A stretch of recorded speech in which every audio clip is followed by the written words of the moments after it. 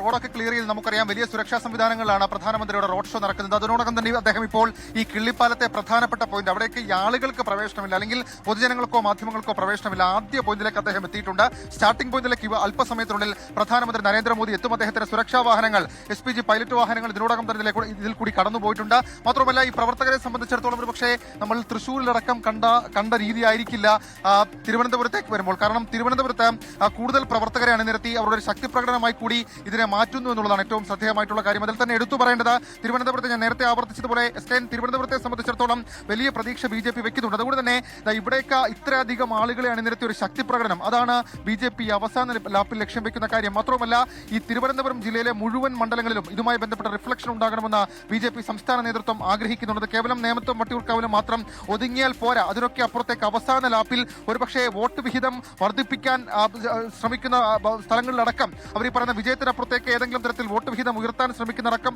സ്ഥലങ്ങളിൽ നരേന്ദ്രമോദിയുടെ road show അത് റിഫ്ലക്ട് ചെയ്യണമെന്ന് BJP ആഗ്രഹിക്കുന്നുണ്ട്. അതിന്റെ ഭാഗമായിട്ടാണ് തിരുവനന്തപുരം ജില്ല, കൊല്ലം ജില്ല, അല്പസമയം മുൻപ് നമ്മളോട് സംസാരിച്ച ഒരാൾ കട്ടപ്പനയിൽ നിന്ന് കുറച്ചുപേർ എത്തിയിരുന്നു. അങ്ങനെ കട്ടപ്പനയിൽ നിന്നടക്കം ആളുകൾ ഇവിടേക്ക് എത്തിയിട്ടുണ്ട്. ആ രീതിയിൽ ഒരു പക്ഷേ മോദി ഈ പ്രഭാവം എന്ന രീതിയിൽ കൂടി ഇക്കാര്യത്തെ ഉയർത്താൻ BJP ആഗ്രഹിക്കുന്നുണ്ട്. നേരത്തെ SKN സൂചിപ്പിച്ചതുപോലെ തന്നെ ഇതിൽ ശ്രദ്ധേയമായിട്ടുള്ള പല കാര്യങ്ങളിൽ ഏറ്റവും പ്രധാനം അദ്ദേഹത്തിന്റെ അവസാന ലാപ്പിലെ കേരള സന്ദർശനത്തിൽ അദ്ദേഹത്തിന്റെ രാഷ്ട്രീയ പ്രസംഗത്തിലടക്കം അദ്ദേഹം വിമർശിച്ച കാര്യങ്ങളാണ്. അത് കേരളത്തിലെ LDF-നെയും UDF-നെയും ഒരേ രീതിയിൽ ഒരേ സ്വരത്തിൽ വിമർശിക്കുന്നതിനപ്പുറത്തേക്ക് കാര്യകാരണങ്ങൾ സഹിതം അദ്ദേഹത്തിന്റെ രാഷ്ട്രീയ പ്രസംഗം ഇന്നത്തെ തിരുവല്ലയിൽ മാറി എന്നുള്ളത് ശ്രദ്ധേയമായിട്ടുള്ള കാര്യമാണ്.